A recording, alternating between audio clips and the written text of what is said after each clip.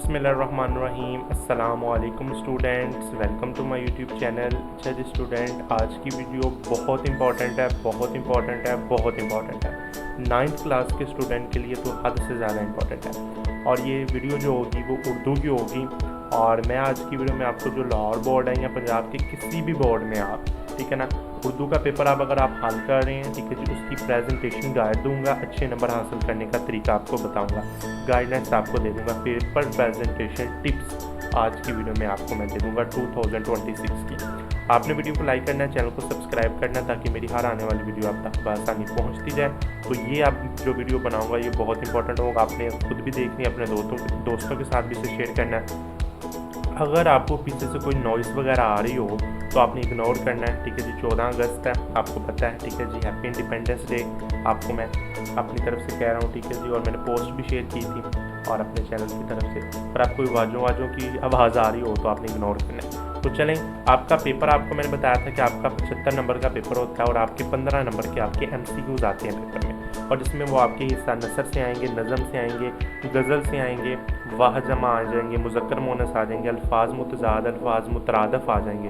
तो वो आपके 15 नंबर के MCQs हैं और वो आपका 20 मिनट है तकरीबन, या 25 मिनट या आधा घंटा वो, और 2 घंटे 10 मिनट आपका इसका टाइम है, ठीक है जी, आपका सब्जेक्टिव का। और 60 नंबर आपके इसके होंगे। और हिस्सा अव्वल आपका हमारे पास हो जाएगा हिस्सा नज़म और हिस्सा गज़ल। 2 हिस्सों पर मुश्तमिल होगा। 3 आपने इशारा आपने हिस्सा नज़म से और 2 इशारा आपने हिस्सा गज़ल से करने हैं, ठीक है ना। 4 में से 3 आपने हिस्सा नज़म और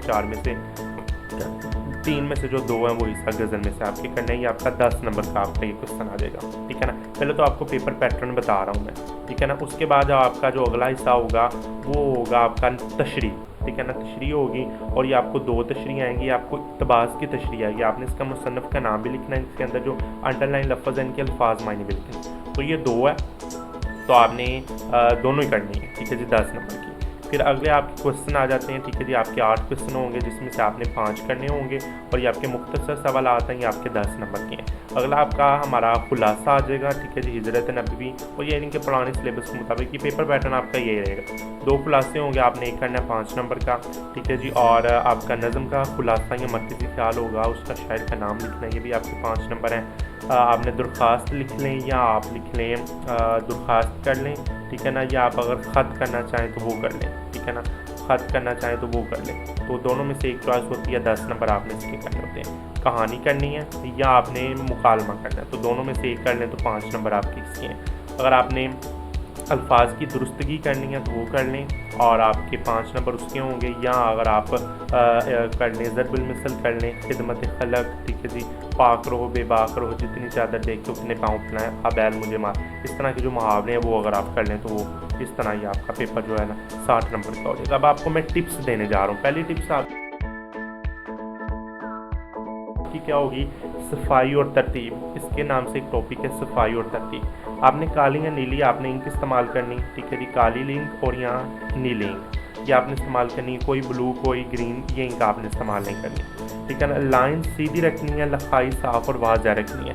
आपने लाइन जिस तरह ये सीधी सीधी लिखी हुई है ना, आपने सीधी सीधी लाइन लिखनी है और अपनी जो लिखाई है आपको वाज़ह एग्जामिनर को पता चल जाए कि इस बच्चे ने लिखा क्या है। उसके बाद हर सवाल के दरमियान 2 लाइन का फासला रखें। अगर आपने पहला क्वेश्चन ये आपने कर लिया ना नज़म की तशरीह, ठीक है ना, नज़म के शार की तशरीह, फिर ये आप दूसरे करेंगे तो 2 लाइन्स आपने यहाँ से छोड़नी है, ठीक है ना। तो ये आपका पहला टॉपिक है कि आपने सफाई और तरतीब के साथ करना है कि काली और नीली इंक इस्तेमाल करनी है, लाइन्स आपने सीधी लिखनी है, लिखाई साफ रख कर वाज़ह रखनी है। हर सवाल के बाद 2 लाइन्स आपने छोड़ देनी है, ओके जी। अब अगला आपका टॉपिक होगा सवाल का नंबर और अनवान। सवाल का नंबर आपने देना, अगर आपका क्वेश्चन जा रहे हैं ना आपकी हिसाबल में से क्वेश्चन नंबर 2, तो आपने क्वेश्चन नंबर 2 ही लिखना है, 1 नहीं लिखना, क्वेश्चन नंबर 2 लिखना है। अगर आप करें ना क्वेश्चन नंबर 3 तो कि 3 लिखिएगा, ठीक है ना, इसके हिसाब से 2 ना लिखिएगा। तो जो क्वेश्चन आप करने हैं उसका क्वेश्चन का आपने वही नंबर देना, दुरुस्त लिखना है। जिस तरह कि आप सवाल नंबर 3 कर रहे हैं, ठीक है ना, शार या पैराग्राफ लिखने पहले अनुमान ज़रूर लिखें, ठीक है ना। अगर आप ये लिख रहे हैं तो पहले थोड़ा सा अनुमान आपने सबक का ज़रूर लिख देना, ये थोड़ा सा आप लिख लीजिएगा। तो आपने सवाल का नंबर अच्छी तरह से देना, आपने ये सारा कुछ करना है। अब तीसरा टॉपिक है आपका शार और हवाला। आपने शार की तशरीह करनी होती है ना, वो अलहदा लाइनों में लिखें, ठीक है जी, शार अलहदा लाइनों में लिखें। अगर आपने पहली लाइन में एक शार लिख लिया दूसरी में दूसरा लिखें और शायर का नाम आपने ज़रूर उसमें ऐड करना है, ठीक है ना। शायर का नाम उसमें ज़रूर ऐड करना है। और अगर आप तशरीह कर रहे हैं तो उसमें कोई भी तर्जमा, हदीस का तर्जमा, कोई कौल आ जाए, नबी अकरम सल्लल्लाहु अलैहि वसल्लम का फरमान आ जाए, अल्लाह ताला का कोई इरशाद आ जाए, कोई आपने अपने शेर ऐड कर देने, इल्लामा इकबाल के हों या दूसरों किसी भी शायर के शेर आपने तशरीह में ज़रूर ऐड करने हैं। तो ये हवाला जात होंगे और आपने अच्छे तरीके से इसको करना है।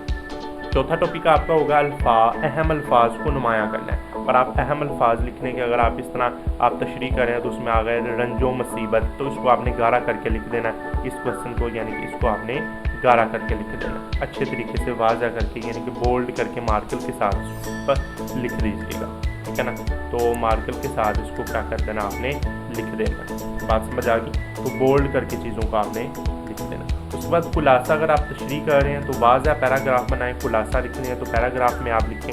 ये आपका खुलासा आ गया, ये जी खुलासा दोनों है तो आप पैराग्राफ में लिखें इसको, ठीक है जी। हर पैराग्राफ का आगाज़ थोड़े बड़े हरूफ से करें। अगर आप पहला पैराग्राफ लिख रहे हैं तो हिजरत नबी थोड़ा सा बड़ा करके लिखें। अगले पैराग्राफ में अगर आपका आ गया ना, वैसे मैं आपको बता रहा हूँ गाहक या मैनेजर या होटल, तो उसको आपने बड़ा करके लिखें, वाज़ा करके लिखें, ठीक है ना।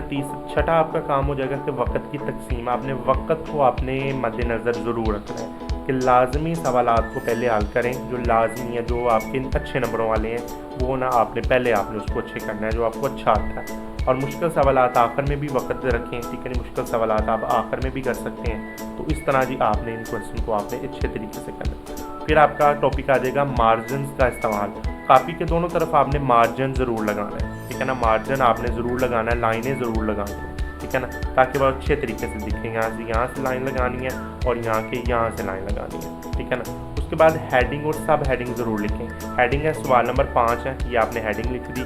आगे उसका सबक का खुलासा, ये आपकी सब हेडिंग है।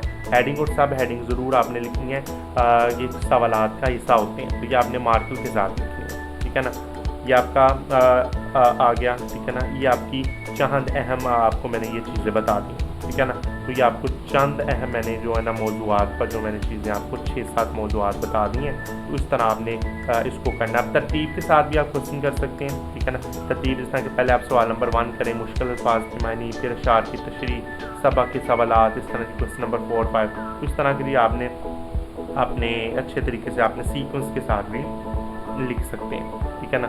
तो ये आपके पास आपको मैंने पेपर प्रेजेंटेशन की टिप्स दे दी हैं, पेपर पैटर्न शेयर कर दिया है। इंशाल्लाह ये वीडियो आपके लिए बहुत हेल्पफुल है, बहुत हेल्पफुल है, बहुत हेल्पफुल है। तो आपको ये वीडियो बहुत हेल्प करेगी। इसके अलावा मैं physics, chemistry, math, computer, English, bio सब के मैं आपने पेपर पैटर्न शेयर करूँगा और आपके पेपर स्कीम शेयर करूँगा और साथ पेपर प्रेजेंटेशन शेयर करूँगा। तो इंशाल्लाह अगली वीडियो में आपसे मुलाकात करेंगे। अल्लाह हाफिज़।